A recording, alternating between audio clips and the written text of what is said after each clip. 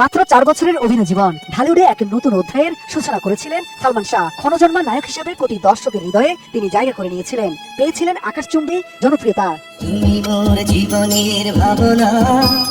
দর্শকনন্দিত এই নায়ক 1996 সালের 6 সেপ্টেম্বর মাত্র 25 বছর বয়সে মারা যান। সেই হিসেবে সালমান শাহর মৃত্যুর 29 বছর কেটে গেছে, তারপরও খুলেনি নানা রহস্যের জট। তবে সম্প্রতি এই মৃত্যু নিয়ে আবার তৈরি হয়েছে আলোচনা। আদালতের নির্দেশে অপমৃত্যুর মামলাটি হত্যা মামলা হয়েছে। সালমান আত্মহত্যা করে নাই, সালমান খুন হয়েছে।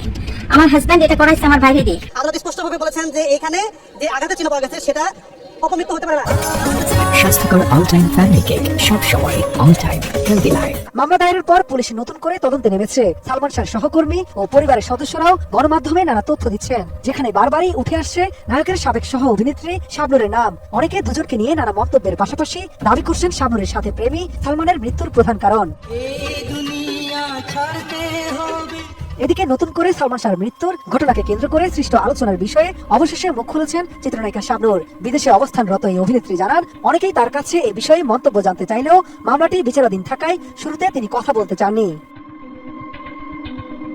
শাবনূর আরো বলেন, সংবাদ মাধ্যমের কল্যাণে সব তিনি দেখছেন, তবে দুঃখজনকভাবে কিছু ব্যক্তি অসৎ উদ্দেশ্যে এই মামলার সঙ্গে তার নাম জড়িয়ে বিভ্রান্তিকর তথ্য ও ভ্রান্ত প্রচার ছড়াচ্ছে। তিনি এসব ভিত্তিহীন গুজব ও অপপ্রচারের তীব্র নিন্দা জানিয়ে সবাইকে সত্যতা বিবর্জিত তথ্য প্রচার থেকে বিরত থাকার অনুরোধ করেছেন।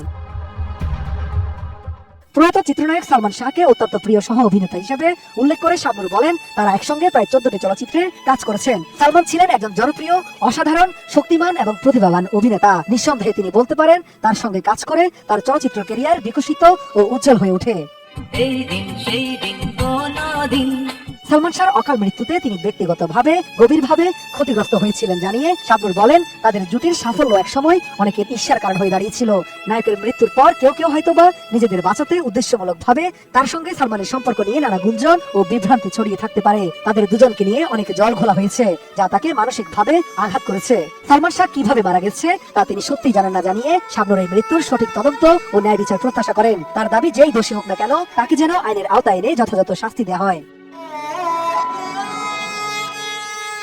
সন্তান হারানোর বেদনার কথা স্মরণ করে শাবনূর সালমান শাহর মা নীলা চৌধুরী এবং তার পরিবারের প্রতি আন্তরিক সহমর্মিতাও জানিয়েছেন। পাশাপাশি প্রয়াত নায়ক সালমান শাহর আত্মার মাগফিরাত কামনা করেছেন জনপ্রিয় এই অভিনেত্রী। সবার আগে সব খবর পেতে চ্যানেলটি সাবস্ক্রাইব করুন এবং ফলো করে বেল বাটনটি চাপুন।